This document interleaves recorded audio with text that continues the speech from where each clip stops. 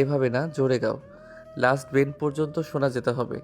সবাই একটু এনজয় করুক। শাইম মনে মনে বলল। ডাক্তার হতে এসেছি নাকি সার্কাস করতে, আল্লাহ জানে। সে দাঁতে দাঁত চেপে আরো জোরে চিৎকার করে গাইল। গান শেষ হতেই সৌহার্দ্য হাত নেড়ে বলল। বাজে হয়েছে, ইউ গো। শাইম ফেরার সময় মনে মনে বিড়বিড় করলো। এই জন্যই তোর গার্লফ্রেন্ড তোকে ছেড়ে পালিয়েছে, খাটাস। রিদি এতক্ষণ এক দৃষ্টিতে সব দেখছিল। তার মনে হলো সৌহার্দ্য জেনে শুনেই তাকে অস্বস্তিতে ফেলার জন্য এসব করছে। রাগে রিদির শরীর রিরি করছিল। সে ফিসফিস করে বলল। অসভ্য লোক, তোর কাজই তো একটা ধরা আর একটা ছাড়া। লুচ্চা ডাক্তার কোথা। ঠিক সেই মুহূর্তে সৌহার্দ্যের তীক্ষ্ণ কণ্ঠ ভেসে এলো। বোচা নাক, স্ট্যান্ড আপ। দিদির আগে গজগজ করতে করতে উঠে দাঁড়ালো, কিন্তু সৌহার্দ্যের দিকে তাকালো না। সৌহার্দ্য তার সামনে এসে গমগমে স্বরে প্রশ্ন করে বলল। Explain why you missed the class. হৃদির রাগ তখন চরম সীমায়। রাগের মাথায় আর হিতাহিত জ্ঞানশূন্য হয়ে সে বলেই ফেলল। আমার জামাই মরে গেছে স্যার, মুরব্বীরা বলছে 40 দিন ঘরের বাইরে বের না হতে। বলেই সে সরাসরি সৌহার্দ্যের চোখের দিকে কটমট করে তাকালো। কথাটা শুনেই সৌহার্দ্য খুব খুব করে কেসে উঠল। পরক্ষণেই রাগান্বিত স্বরে বলল। স্টুপিড, ক্লাস শেষ না হওয়া পর্যন্ত ওভাবেই দাঁড়িয়ে থাকো। পুরো 1 ঘন্টা দিদি দাঁড়িয়ে রইল। পায়ের ব্যথায় টনটন করছে। ইচ্ছে করছে লোকটার মাথা ফাটিয়ে দিতে। সে ভাবল ক্লাস শেষ হলেই হয়তো সৌহার্দ্য চলে যাবে, কিন্তু সৌহার্দ্য সবাইকে অবাক করে দিয়ে ঘোষণা দিল। ক্লাস টেস্ট হবে। গত সপ্তাহে ওটি থাকায় নিতে পারেনি, তাই আজই বকেয়া পরীক্ষা। প্রশ্নপত্র বিলি করে রিদির দিকে তাকিয়ে সে বিদ্রূপের স্বরে বলল। ইউ বিধবা, তুমি ওভাবেই লেখো। বিধবা শব্দটা যেন তীরের মতো হৃদির বুকে বিঁধল। নিজের রাগের উপর ঘৃণা হলো তার। তখন রাগের মাথায় হুঁশ হারিয়ে বলে দিছে। শরীরটা নিস্তেজ হয়ে আছে। মনে মনে আল্লাহর কাছে তওবা করে মনে মনে সৌহার্দ্যকে অকথ্য ভাষায় গালি দিতে দিতে সে দাঁড়িয়ে দাঁড়িয়ে লেখা শুরু করলো। দীর্ঘ আধা ঘন্টা পর লেখা শেষ হলো। হৃদি পেপার জমা দিয়ে ক্লান্ত ভঙ্গিতে সৌহার্দ্যের দিকে তাকালো। সৌহার্দ্য খাতাগুলো নিজের হাতে গুছিয়ে নিতে নিতে হৃদির সামনে এসে দাঁড়ালো। তার চোখে তখনও সেই আগের শীতল কঠোরতা। হৃদির চোখের দিকে গভীর দৃষ্টিতে তাকিয়ে সে নিচু স্বরে বলল। Sit down and make sure you don't miss any classes next time. কথাটা বলে সে আর এক মুহূর্তও দেরি করলো না। গম্ভীর পদক্ষেপে ক্লাস থেকে বেরিয়ে গেল। সৌহার্দ্য বেরিয়ে যেতেই হৃদির দীর্ঘক্ষণের দম বন্ধ করা অস্বস্তি যেন এক লহমায় বেরিয়ে এলো। সে ধপ করে সিটে বসে পড়ল। পায়ের পাতায় রক্ত সঞ্চালন বন্ধ হয়ে যেন অবশ হয়ে আছে। তীব্র ব্যথায় সারা শরীর ঝিনঝিন করছে। রাগে, অপমানে আর অভিমানে হৃদির চোখের কোণে জল চিকচিক করে উঠল। সে দাঁতে দাঁত চেপে বিড়বিড় করে বলল। অসভ্য ডাক্তার, তোর এমন মেজাজ নিশ্চিত থাক।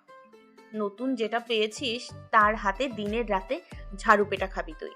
ক্লাসে শেষ করে সৌহার্দ্য দ্রুত পায়ে কলেজ গেটের দিকে এগিয়ে গেল। সামনেই তার গাড়ি দাঁড়িয়েছিল। সে দরজা খুলতে যাবে, ঠিক সেই মুহূর্তে পেছন থেকে ভেসে এলো এক পরিচিত অথচ অপ্রত্যাশিত কণ্ঠস্বর। The Chowdhury, long time no see. পেছন থেকে ভেসে আসা সেই পরিচিত অপ্রত্যাশিত কণ্ঠস্বর কানে আসতেই সৌহার্দ্যের পায়ের গতি থমকে গেল। সে ধীর স্থিরভাবে ঘুরে তাকালো। ঠিক তার পেছনেই দাঁড়িয়ে আছে এমন একজন যাকে এই মুহূর্তে সে কোনোভাবেই আশা করেনি। সৌহার্দ্য কিছুক্ষণ তীক্ষ্ণ দৃষ্টিতে তার দিকে তাকিয়ে রইল, যেন লোকটার অস্তিত্বকেই সে অস্বীকার করতে চাইছে। বিরক্তির এক চরম শিখরে দাঁড়িয়ে সৌহার্দ্য শীতল কণ্ঠে বলল। Yes mister Sikdar, long time no see, but I don't have time to talk to you right now. I have to go. হ্যাঁ মিস্টার শিকদার, অনেক দিন পর দেখা হলো, তবে এখন আপনার সঙ্গে কথা বলার সময় নেই আমার। আমাকে যেতে হবে। সাহাবীর ঠোঁটের কোণে একটা বাঁকা হাসি ফুটিয়ে বলল। Attitude same, not bad. এত তারা কিসের দাস সৌহার্দ্য চৌধুরী? সৌহার্দ্য দাঁতে দাঁত চেপে জবাব দিল। আমার ব্যক্তিগত বিষয়ে বাইরের কারোর সাথে কথা বলতে আমি ইচ্ছুক না। আর এক মুহূর্তের জন্যেও সে দাঁড়ালো না। গাড়িতে উঠে হাওয়ার বেগে ছুটে চলে গেল, যেন সামনে দাঁড়িয়ে থাকা মানুষটা তার কাছে একদম গুরুত্বহীন। সৌহার্দ্যের চলে যাওয়ার পথের দিকে তাকিয়ে সাহাবীর একটা দীর্ঘশ্বাস ফেলল। ঠিক তখনই পেছন থেকে কেউ তাকে জড়িয়ে ধরলো। চমকে ঘুরে তাকিয়ে সে দেখলো সুজনকে। সাহাবীর আলতো হাতে বন্ধুকে জড়িয়ে নিল। সুজনের চোখে মুখে এক বুক অভিমান। সে অভিযোগের সুরে বলল, হঠাৎ করে কেন এমন খোঁজ খবর নেওয়া বন্ধ করে দিলি? দেশে আসবি জানালি না কেন? সাহাবীর আরো একটা দীর্ঘশ্বাস ফেলে ম্লান হাসলো।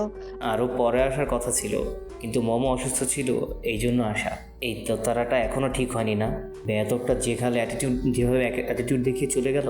সুজন একটা দীর্ঘশ্বাস ফেলে বলল, তাতে কি তোর কোনো হাত নেই বলছিস? তুই ওকে সাহাবীর একটু গম্ভীর হয়ে সুজনকে থামিয়ে দিয়ে বলল, সেসব বাদ দে। তবে অযোগ্য কারো হাতে আমি আকরামের শেষ চিহ্নকে তুলে যেতে চাই না। ব্যাস, দিদির পরীক্ষা শেষ হলে আমি ওকে আমেরিকা নিয়ে যাব। সুজন একটু হতাশ হলো। এদের দুজনকে বুঝিয়ে লাভ নেই, কেউ কাউকে সরাতে চায় না। এর দুটো আন্তর্জাতিক বিমানের লেভেলের তেরা পুরস্কার দিলে মনে হয় একজনকে দেওয়া সম্ভব হবে না। সে সাহাবীরের দিকে তাকিয়ে বলল, আচ্ছা আমি যাই, পরে দেখা হবে। আমার একটা ওটি আছে, বিকালে টাইম পেলে তোর অফিসে আসবো। বলেই সে চলে গেল। সুজন চলে যেতেই ঠিক সেই মুহূর্তে সাহাবীর কাউকে ফোন করলো। কিছুক্ষণ পরে লোকটা দ্রুত পায়ে এসে তার সামনে দাঁড়িয়ে নত হয়ে বলল, স্যার রেডি, পোস্টমর্টম রিপোর্ট আর রেজিস্টার ফাইল দুটোই এখানে আছে। সাহাবীর গম্ভীর মুখে ফাইলগুলোর দিকে ঝুঁকে পড়ল। তার চোখে মুখে গভীর মনোযোগ, যেন প্রতিটি শব্দের ভেতরে সে কোনো গোপন সত্য খুঁজছে। লোকটা ভয়ে ভয়ে নিচু স্বরে বলল, স্যার মেয়েটাকে কিন্তু করা হয়নি, আর ওটা আত্মহত্যা না। মৃত্যুর আগে তাকে মেরে ফেলা হয়েছে, তারপর ফাঁসিতে ঝুলিয়ে নাটক সাজানো হয়েছে।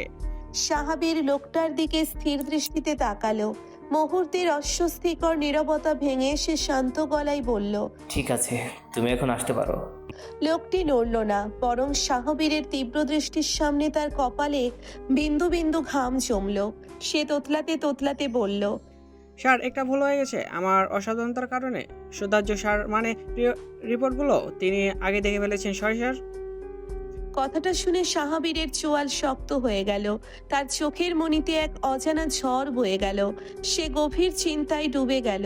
কয়েক সেকেন্ড পর সে শান্ত অথচ ভারী গলায় বলল, বুঝলাম, তুমি যাও। লোকটি দ্রুত সেখান থেকে প্রস্থান করলো। সাহাবীর ফাইলগুলো শক্ত করে মুঠোবন্দি করলো। তার চোখ এখন আগ্নেয়গিরির মতো জ্বলছে। সে জানে এই রিপোর্টের প্রতিটি শব্দ এখন গেম চেঞ্জার হয়ে দাঁড়িয়েছে। ফাইলগুলো নিয়ে সে দ্রুত পায়ে হাসপাতালের বাইরে বেরিয়ে গেল, যেন নিশ্চিত কোনো লক্ষ্য পূরণের উদ্দেশ্যে। কলেজ থেকে ফিরে হৃদি আর শরীর টানতে পারল না। ড্রয়িং রুমের সোফায় ধপ করে গা এলিয়ে দিল সে। পায়ের অসহ্য ব্যথায় নড়াচড়া করার শক্তিটুকুও নেই। হৃদিকে এভাবে আছড়ে পড়তে দেখে শাহান অবাক হয়ে জিজ্ঞেস করলো, কি রে, কি হয়েছে তোর? এভাবে লটপটিয়ে পড়ে গেলি যে? হৃদি চোখ না খুলেই ক্লান্ত গলায় জবাব দিয়ে বলল, ভাই, ওই অসভ্য ডাক্তার আমার সব এনার্জি লস্ট করে দিয়েছে। পা দুটো মনে হচ্ছে খুলে পড়ে যাবে, হাঁটার ক্ষমতা নেই। শাহান ভ্রুকুচকে বাঁকা চোখে তাকালো। তার কণ্ঠে একটু তীক্ষ্ণতা নিয়ে সে বলল, কেন, ওই সাদা বিলাইটা আবার কি করেছে তোর সাথে? হৃদির বুঝতে বাকি রইল না যে শাহান উল্টোপাল্টা কিছু ভাবছে। সে নাকমুখ কুচকে বিরক্তির স্বরে বলল, কি করবে আর, ক্লাসে পুরো 1 ঘন্টা দাঁড় করিয়ে রেখেছিল অসভ্য লোক একটা। বলেই কোনো মতে ব্যাগটা টেনে নিয়ে ধুকতে ধুকতে উপরের দিকে হাঁটা দিল। গত 3 দিন ধরে জ্বরের তীব্র দহনে রীতি যেন এক জীবন্ত প্রতিমূর্তি। শরীরের প্রতিটি কোষে যেন আগুনের হলকা। স্পর্শ করলেই মনে হয় হাত পুড়ে যাবে। নড়ার মতো ন্যূনতম শক্তিটুকুও অবশিষ্ট নেই তার। সদ্য ওষুধ খেয়ে সে গভীর ঘুমে তলিয়ে গেছে। হৃদের শিয়রে বসে নিভৃতে মাথায় জলপট্টি দিচ্ছে সাহাবীর। তার চোখের কোণে উদ্বেগের ছাপ স্পষ্ট। সাহাবীর বারবার অস্থির হয়ে হৃদের কপালে হাত দিয়ে দেখছে। জ্বরের প্রকোপ কিছুটা কমলো কি? পাশে বসে থাকা আরিফা খান ছেলের এই ব্যাকুলতা দেখে বিষণ্ণ হাসলো। আলতো স্বরে বলল, ও ঠিক হয়ে যাবে বীর, এত অস্থির হোস না বাবা। মায়ের দিকে ফিরে সাহাবীরের কণ্ঠে বিষাদের সুর। সে ভাঙা গলায় বলে, মমো, ও যদি সব সত্যিটা জানতে পারে, যদি আমাকে ভুল বুঝে চিরতরে দূরে সরে যায়, ও ছাড়া রক্ত সম্পর্কের কেউ নেই আমার। আকরাম খানের মতো সেও কি আমাকে ছুঁড়ে ফেলে দেবে? সাহাবীরের এই অনিশ্চয়তা আরিফা খানের বুকের ভেতরটা যেমন তুমড়ে মুচড়ে দিল। তিনি ডুকরে কেঁদে উঠে বললেন, তুই ভাইয়াকে ভুল বুঝছিস বীর। উনি যা কিছু করছেন সব আমার জন্য, আমার মুখে হাসি ফোটানোর জন্য। অপরাধ যদি কারো হয়ে থাকে তবে সেটা আমার। তাহলে আমাকে কেন এত ভালোবাসিস? আমাকেও তো ঘৃণা করার কথা। সাহাবীর কোনো উত্তর দিল না। বুক ছিঁড়ে বেরিয়ে এলো এক দীর্ঘশ্বাস।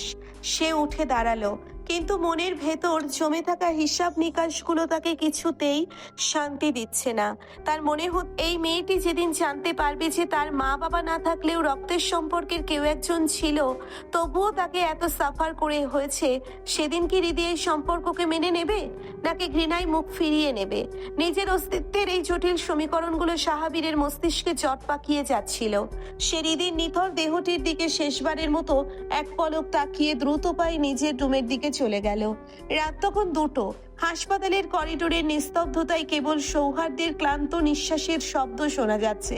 করিডোরের বড় জানালা দিয়ে বাইরের অন্ধকার আকাশটার দিকে সে অপলক দৃষ্টিতে তাকিয়ে আছে। মাত্রই একটা দীর্ঘ ওটি শেষ করে বের হয়েছে সে, কিন্তু শরীর ও মনের ক্লান্তি যেন তাকে আরো গভীর কোনো চিন্তার সাগরে ডুবিয়ে দিয়েছে। হঠাৎ করে সুজন এসে নিঃশব্দে তার পাশে এসে দাঁড়ালো। কিছুক্ষণ নীরবতা পালনের পর সুজন মৃদু কণ্ঠে প্রশ্ন করলো, কি ভাবছিস এত? সৌহার্দ্য আকাশের দিক থেকে দৃষ্টি না সরিয়েই এক অদ্ভুত গম্ভীর স্বরে উত্তর দিল, কি ভাববো? আমার কি ভাবার মতো কিছু অবশিষ্ট আছে?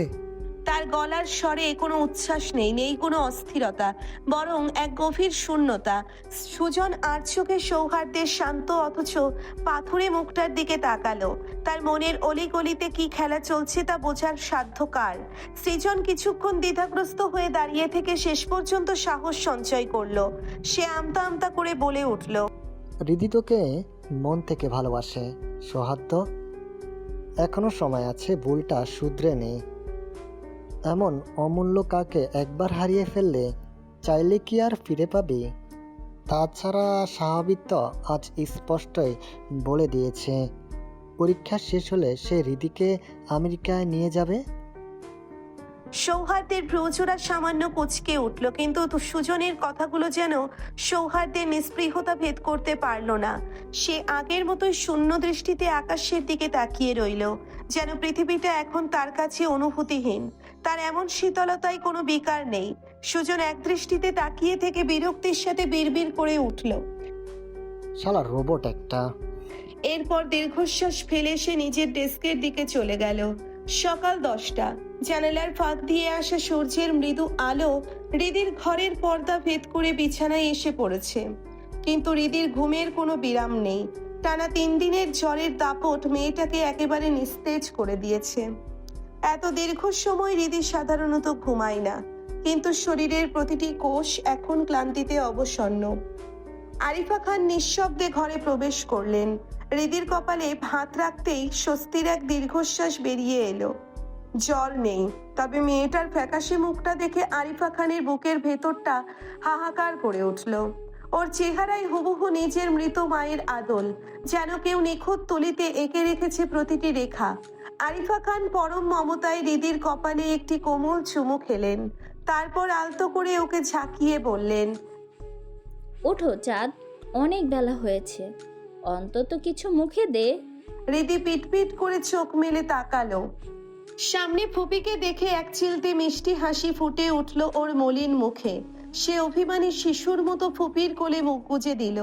আরিফা খান চুলে বিলি কেটে দিতে দিতে বললেন, সোনা, কিছু না খেলে শরীর সারবে কিভাবে? ওঠ, খেয়ে নে। রীতি নাকমুখ কুচকে আবদারের স্বরে বলল, ফুপি, একদম ইচ্ছে করছে না, মুখ কেমন তিতা হয়ে আছে। ঠিক তখনই দরজায় সাহাবীরের উপস্থিতি। হাতে ধোয়া ওঠা এক বাটি স্যুপ নিয়ে সে ঘরে ঢুকলো। হৃদিকে সজাগ দেখে সাহাবীর দ্রুত এগিয়ে এসে ওর কপালে হাত ছোঁয়ালো। শীতল হাতের স্পর্শে হৃদি যেন এক অদ্ভুত প্রশান্তি পেল। সাহাবীর গম্ভীর অথচ নরম স্বরে বলল, আজ কলেজে যাওয়ার টাইম নেই, তাই নিশ্চিন্তে খেয়ে নে। কি সে বাটি থেকে চামচ ভরে স্যুপ হৃদির মুখের কাছে ধরলো। হৃদি অবাক হয়ে সাহাবীরের দিকে তাকিয়ে রইল। বাবা মা মারা যাওয়ার পর এত যত্ন করে কেউ তাকে খাওয়াবে, এটা সে কল্পনাও করেনি। এই বাড়িতে জ্বর নিয়ে পড়ে থাকলেও রিমা চৌধুরীর কটু কথার আঘাতে ক্ষতবিক্ষত হতে হতো তাকে। যদিও অন্য সবার ভালোবাসায় সেগুলো গায়ে মাখতো না, আজ কারো এতটুকু ভালোবাসা পাওয়ার ব্যাকুলতা হৃদির মনের জমে থাকা বরফ অনেকটা গলিয়ে দিল।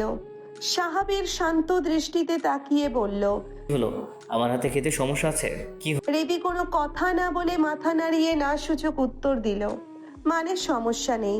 সাহাবীরের মনের ভেতর এক অজানা আনন্দ খেলে গেল। সে মৃদু হেসে পরম মমতায় হৃদিকে খাইয়ে দিতে লাগলো। পাশে দাঁড়িয়ে থাকা আরিফা খান এই দৃশ্যটা মুগ্ধ হয়ে দেখছিলেন। তার মনে পড়ে গেল পুরনো দিনের কথা। একদিন আকরাম খানও ঠিক এভাবেই আগলে রাখতেন তাকে। ভাইয়ের সেই অকৃত্রিম ভালোবাসার কথা মনে করে এক বুক দীর্ঘশ্বাস ফেলে তিনি নিঃশব্দে ঘর থেকে বেরিয়ে গেলেন। খাওয়ার ফাঁকে হৃদি একদৃষ্টিতে সাহাবীরের দিকে তাকিয়েছিল। সাহাবীর ভ্রু কুঁচকে প্রশ্ন করে বলল, হলো? এভাবে তাকিয়ে আছিস কেন? হৃদি খানিকটা দ্বিধা নিয়ে জিজ্ঞেস করলো, ভাইয়া আপনার চেহারাটা কেমন যেন মাম্মামের সাথে মিলে যায়, অথচ নিয়ম অনুযায়ী আপনার তো ফুপির চেহারার সাথে মিল থাকার কথা, কারণ আপনি তো ফুপির ছেলে। এটা কেমন উল্টো হলো না? হৃদির প্রশ্নে সাহাবীরের হৃৎপিণ্ড যেন একটা ধাক্কা লাগলো। সে মুহূর্তের জন্য চোখ বন্ধ করে নিজেকে সামলে নিল। তারপর খুব সাবধানে নির্লিপ্ত গলায় বলল, তোর ভুল হচ্ছে রীতি। মানুষের চেহারার সাথে চেহারার মিল থাকতেই পারে। এইসব ফালতু চিন্তা বাদ দিয়ে চুপচাপ খেয়ে নে। সাহাবীর দ্রুত বাকিটুকু খাইয়ে দিয়ে কোনো সুযোগ না নিয়েই ঘর থেকে বেরিয়ে গেল, যেন তার কোনো পিছুটান লুকানোর এই ব্যর্থ প্রচেষ্টা। সাহাবীর চলে যাওয়ার পর হৃদি বালিশের পাশে থাকা ফোনটা তুলে নিল। সুমিকে কয়েকবার কল দিল, সাড়া না পেয়ে মেজাজ বিগড়ে গেল ওর। বিরক্ত হয়ে ফোনটা ছুঁড়ে ফেলে পড়ার টেবিলের উপর হাত বাড়ালো। ডাক্তারি পড়ার এই ইঁদুর দৌড় ওর এখন আর একদম ভালো লাগে না। একটা ক্লাস মিস মানেই বিশাল এক খেসারত। হৃদি মনে মনে আরহানকে দোষে বিড়বিড় করে বলল, আরহান ভাইয়াটার জন্য আমার জীবনটা পড়াশোনার চাপে তেজপাতা হয়ে যাচ্ছে। বলেই সে একরাশ অনিচ্ছা নিয়ে বইয়ের পাতায় মনোযোগ দিল।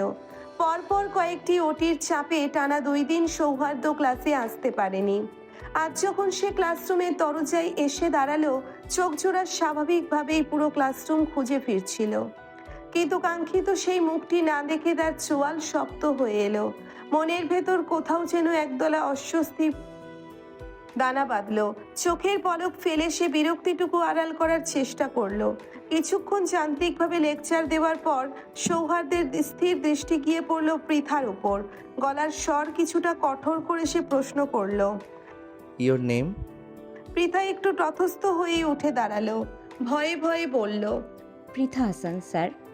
সৌহার্দ্য ভ্রুকুচকে অদ্ভুত এক বিরক্তির ভঙ্গিতে তাকিয়ে গম্ভীর স্বরে বলল, তোমাদের সাথে থাকে ওটা বোচানাক, ওটা কি আজকে আসেনি?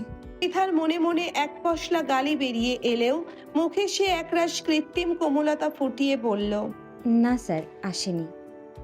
শুনে মনে হলো সৌহার্দ্যের বিরক্তি যেন এক মুহূর্তের জন্য চরমে পৌঁছলো। সে আর কোনো কথা বাড়ালো না। বাকি আধা ঘন্টা কোনো মতে ক্লাস শেষ করে সে দ্রুত পায়ে ক্লাসরুম থেকে বেরিয়ে গেল। সাহাবীর মার্কেট থেকে হৃদির জন্য কিছু প্রয়োজনীয় জিনিসপত্র কিনে বের হচ্ছিল। ব্যাগগুলো 2 হাতে সামলাতে গিয়ে সে যখন ব্যস্ত, তখনই হঠাৎ কারোর সাথে প্রবল ধাক্কা খেল সে। ব্যাগগুলো ছিটকে পড়ে গেল মেঝেতে।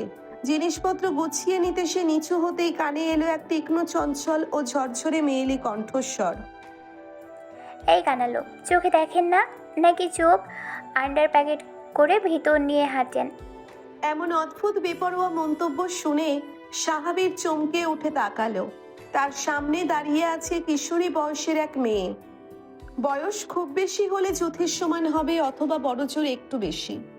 প্রথম দর্শনেই সাহাবীরের মেজাজ সপ্তমে চড়ে গেল। বাচ্চা একটা মেয়ের মুখে এমন অসংলগ্ন কথা সে সহ্য করতে পারল না। চোখের দৃষ্টিতে আগুনের হলকা নিয়ে সে দাঁতে দাঁত চেপে বলল, বেয়াদব মেয়ে, ছোট মুখে বড় কথা, থাপ্পড় মেরে গাল লাল করে দেবো। নাক টিপলে এখনো দুধ বের হবে, অথচ কথা বলার কি ধরন!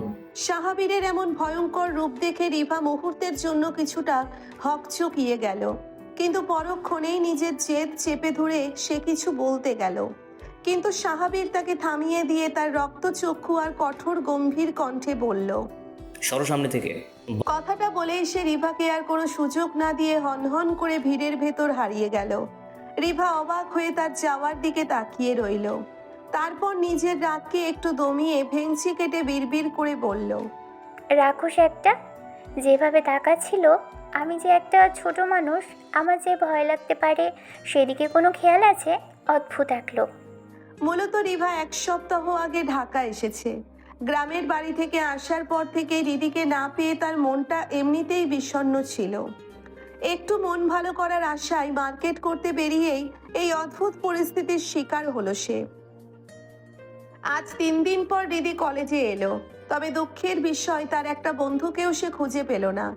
আজ হয়তো কেউই আসেনি। মন খারাপ করা আকাশ নিয়ে করিডোর দিয়ে রিদি যেই ক্লাসরুমের দিকে এগোতে যাবে, অমনি সামনে এসে পথ আটকে দাঁড়ালো সৌহার্দ্য। তাকে দেখেই রিদি পাশ কাটিয়ে চলে যেতে চেয়েছিল, কিন্তু সৌহার্দ্যের গম্ভীর ও গমগমে কণ্ঠস্বর তাকে থমকে দিল। ইউ দের ব্যাটারি, ক্লাসে আলটিমেটাম দেওয়া সত্ত্বেও ক্লাস মিস দিয়েছ কেন? টানা 3 দিনের তীব্র জ্বরে রিদির শরীরটা এমনিতেই নিস্তেজ হয়ে আছে। পড়াশোনার চাপ আর অসুস্থতার ক্লান্তিতে তার ভেতরটা তখন অস্থির। সৌহার্দ্যের এমন হঠাৎ আগমনে মেজাজ তিরতির হয়ে গেল রিদির। সে বিরক্তিতে মুখ ফিরিয়ে বলল, সেটা আমার ইচ্ছা, আপনাকে বলতে হবে কেন? সৌহার্দ্য কিছুক্ষণ ভ্রুকুচকে তীক্ষ্ণ দৃষ্টিতে রিদির দিকে তাকিয়ে রইল। তারপর হিসিয়ে বলল, ওকে দেন, এখন আমার থেকে পানিশমেন্টও পেতে হবে, চলো। বলেই সে এদিক ওদিক তাকিয়ে রিদির হাতটা শক্ত মুঠোর মধ্যে পুরে নিয়ে তাকে টেনে নিয়ে নিজের চেম্বারের ভেতর ঢুকে দরজাটা ঠাস করে বন্ধ করে দিল। রিদি কিছু বুঝে ওঠার আগেই ঘটে গেল সবটা। চেম্বারের ভেতর আসার পর হাতটা ছাড়িয়ে নিতে রিদি রাগে ফুঁসে উঠল। এটা কি করলেন অসভ্য লোক? কেউ দেখে নিলে কি হতো? আর আমাকে এখানে কেন নিয়ে এসছেন অসভ্য ডাক্তার? সৌহার্দ্য রাগ নিয়ে চিবিয়ে চিবিয়ে বলল, তোমার রূপ দেখার জন্য এখানে আনা হয়নি। তুমি আমার ক্লাস মিস দিয়েছো, তার পানিশমেন্ট পেতে হবে এখন। সৌহার্দ্যের কথা শুনে রিদি রাগে ফেটে পড়ল। এমনিতেই 3 দিনের জ্বরে বিছানা ছেড়ে উঠতে পারছে না, তার উপর এই লোকের পানিশমেন্ট। রিদি বিরক্তি নিয়ে বলল, অসভ্য লোক, সেদিন 1.5 ঘন্টা দাঁড় করিয়ে রেখেও আপনার পানিশমেন্ট শেষ হয়নি? মন ভরেনি? সৌহার্দ্য রিদিকে আগাগোড়া পর্যবেক্ষণ করে শীতল কণ্ঠে বলল, না, তোমাদের মতো স্টুপিড ছাত্রীদের এসব পানিশমেন্টে কাজ হয় না। তাই আমি ভেবেছি যারা এখন থেকে আমার ক্লাস মিস করবে তাদের থেকে ফাইন নেব। রিদি নাকমুখ কুচকে মনে মনে বিড়বিড় করল, আগে জানতাম অসভ্য লুচ্চা ডাক্তার, এখন দেখি ধান্দাবাজ। এগুলো করেই তো এত টাকা বানিয়েছে অসভ্য ডাক্তার। সৌহার্দ্য কিছু বলার আগে রিদি ব্যাগ থেকে 500 টাকার একটা নোট বের করে তার দিকে এগিয়ে দিল। সৌহার্দ্য টাকাটা হাতে নিয়ে রিদির দিকে বিরক্তির দৃষ্টিতে তাকিয়ে বলল, হোয়াট ইজ দিস? তোমার কি আমাকে ভিখারি মনে হয়? রিদি বিড়বিড় করে বলল, তুই শুধু ভিখারি না, ভিখারির হেড। অসভ্য লোক, নিজের বউ মানিস না দায়িত্ব নেওয়ার ভয়ে। রিদির নীরবতা দেখে সৌহার্দ্যের বিরক্তি আরো বাড়ল। সে কঠোর স্বরে বলল, তুমি আমার 17টা ক্লাস মিস করেছো, ফাইন হিসেবে 17,000 টাকা ছাড়ো। রিদি যেন বেয়াক্কেল বনে গেল। কলেজে এমন কোনো নিয়ম তার জানা নেই যেখানে ক্লাস টিচারকে ফাইন দিতে হয়। সে রাগে গজগজ করতে করতে বলল, এটা মগের মূল্য পেয়েছে নাকি? আমি আপনার নামে অথরিটির কাছে কমপ্লেইন করব, ঘুষের দায়ে জেলে পুরে দেব। একদম বলদ পেয়েছেন আমাকে, হ্যাঁ? ডিএসপি আকরাম খানের মেয়ে আমি। আপনার ধান্দাবাজি আমার সাথে চলবে না। হৃদির কথার কোনো প্রতিক্রিয়া না দেখিয়ে সৌহার্দ্য নির্বাক কণ্ঠে বলল, ওকে দেন, আগে টাকা বের করো, তারপর যা করার করবে। হৃদি বুঝলো এই অসভ্য লোকের সাথে তর্ক করে লাভ নেই। সে একটু নরম হয়ে মিনতি ভরা কণ্ঠে বলল, স্যার, আমার কাছে তো এখন এত টাকা নেই, আপনাকে পরে পরিশোধ করে দিব, প্রমিস। সৌহার্দ্য চেয়ারে পা ছড়িয়ে আরাম করে বসে বলল, ওসব বাকির কাজ আমি করি না, তবে তুমি যেহেতু আমার না মানা বউ, সেহেতু তুমি চাইলে তোমার জন্য স্পেশাল একটা অফার দিতে পারি। বলেই সে মাথা উঁচিয়ে হৃদির দিকে তাকালো। হৃদি মনে মনে গাল দিয়ে বলল, এই অসভ্য ইতর লোকের কাছ থেকে শেখা উচিত কিভাবে জুতা মেরে গরুদান করতে হয়। কিন্তু মুখে মিষ্টি হাসি ঝুলিয়ে বলল। ঠিক আছে স্যার, বলুন। সৌহার্দ্য একটু গলা খাকারি দিয়ে বলল, যদিও এগুলোতে আমার কোনো ইন্টারেস্ট নেই, তবুও তোমার উপকার করতে চেয়ে দিচ্ছি অফারটা। হৃদি উৎসুক হয়ে তাকিয়ে রইল। সৌহার্দ্য গমগমে কণ্ঠে বলল, then you can give me 17 kisses as a fine. You can give them anywhere, I have no problem. চাইলে তুমি আমাকে জরিমানা হিসেবে 17টা চুমু দিতে পারো, সেগুলো যে কোনো জায়গায় দিতে পারো, আমার কোনো সমস্যা নেই। কথাটা কানে যেতেই হৃদি চেঁচিয়ে উঠল। কি? ছি, অসভ্য লোক। আপনার থেকে ভালো কিছু আশা করা বোকামি। লুচ্চা ডাক্তার। সৌহার্দ্য নির্বাক ভঙ্গিতে তাকিয়ে একটু আফসোস নিয়ে বলল, ওকে দেন, টাকা দাও। তোমার উপকার করতে চাইলাম, নিলে না। হৃদি রাগে লজ্জায় মুখটা লাল চেরির মতো হয়ে গেছে। সে হতবাক হয়ে দাঁড়িয়ে আছে। সৌহার্দ্য এমন কিছু চাইতে পারে সেটা তার কল্পনারও বাইরে ছিল। সৌহার্দ্য কিছুক্ষণ পলকহীন তাকিয়ে থেকে আবারও গমগমের স্বরে বলল, what's wrong? I am getting late, give me my money. Hridi বুঝলো এই বেয়াদব লোকটাকে এমনি এমনি যেতে দেবে না। সে লজ্জায় লাল হয়ে মিনমিনিয়ে বলল, এতগুলো পারবো না, একটা দিতে পারি। কথাটি বলেই সে লজ্জায় নিচের দিকে তাকিয়ে রইল। শরীরে তখন এক অদ্ভুত শিহরণ আর অনুভূতির দোলা। সৌহার্দ্যের ভাবনায় কোনো পরিবর্তন নেই। সে নির্বিকার হয়ে বলল, ওকে দেন কাম। বলেই সে তার গালটা বাড়িয়ে দিল। ঠিক সেই মুহূর্তে দরজায় জোরে একটা টোকা মারল। দরজায় জোরালো টোকার শব্দে হৃদির ঘোর যেন হঠাৎ ভেঙে গেল। তার হৃৎপিণ্ড তখনও ধুকপুক করছে, যেন কোনো বড় বিপদ থেকে বেঁচে ফেরার হাঁপ ছেড়ে বাঁচল সে। দরজার ওপাশের মানুষটির জন্যে মনে মনে অসংখ্য কৃতজ্ঞতা প্রকাশ করল হৃদি। লজ্জায় আর চরম অস্বস্তিতে তার মুখটা টকটকে লাল হয়ে উঠেছে, যেন কেউ আগুনের আঁচ দিয়েছে তাতে। নিজেকে দ্রুত সামলে নিয়ে সে এক ধাপ পিছিয়ে গেল। সৌহার্দ্যের চোয়াল শক্ত হয়ে উঠল। এমন একটা মুহূর্তে ব্যাঘাত ঘটায় সে রীতিমতো বিরক্ত। সে গম্ভীর গলায় বলল, কাম ইন। দরজা খুলে ভেতরে ঢুকলো সুজন। সে বুঝতেই পারেনি ভেতরে ঠিক কী পরিস্থিতি চলছে। হৃদিকে এভাবে সৌহার্দ্যের চেম্বারে অপ্রস্তুত অবস্থায় দেখে সুজন একটু অবাক হয়ে বলল, ও এখানে কি করছে? কি করছিস ওর সাথে? এরকম ভয় পেয়ে আছে কেন? সৌহার্দ্য বিরক্তির চূড়ান্ত সীমায় পৌঁছে বলল, কি করতে দিয়েছিস তুই স্টুপিড? কি এমন কাজ যে তোর এখন না আসলে হতো না? সৌহার্দ্যের এমন বেপরোয়া কথায় হৃদির অবস্থা নাজেহাল। সে বিড়বিড় করে বলল, অসভ্য লোক। বলেই এক সেকেন্ডও আর দাঁড়ালো না। দৌড়ে কোনো রকম সুযোগ বুঝে পালিয়ে গেল। এদিকে সৌহার্দ্যের এমন আচরণে সুজন থমথমে হয়ে গেল। সুজনকে এভাবে দাঁড়িয়ে থাকতে দেখে সৌহার্দ্য রাগ আর বিরক্তি নিয়ে বলল, গাধার মতো দাঁড়িয়ে না থেকে বল কেন এসেছিস? সুজন একটা বাঁকা হাসি দিয়ে বলল, তুই এমন রেগে যাচ্ছিস কেন? কাহিনী কি বলতো? বউ মানি না বল। সুজন বাকিটা শেষ করতে পারল না। তার আগেই সৌহার্দ্য চেঁচিয়ে বলল, জাস্ট শাট আপ সুজন, ফালতু কথা বলবি না। ও একটা পড়া বুঝতে পারেনি ক্লাসে, তাই বুঝে নিতে এসেছে। সুজন দাঁত কেলিয়ে হাসতে হাসতে বলল, এমন একটা ছাত্রী কেন যে নাই, দরজা বন্ধ করে আর বলতে পারল না। সৌহার্দ্য ফাইল ছুঁড়ে দিয়ে বলল, গো। সুজন ফাইলটা নিয়ে হাসতে হাসতে বেরিয়ে যাবে, তার আগে কিছু একটা মনে পড়তেই থমকে দাঁড়ালো। সৌহার্দ্য বিরক্তি নিয়ে তাকালো। দুজন সিরিয়াস মুখ নিয়ে বলল, তোর শতান আসছে। সৌহার্দ্য চেঁচিয়ে বলল। What is শতান?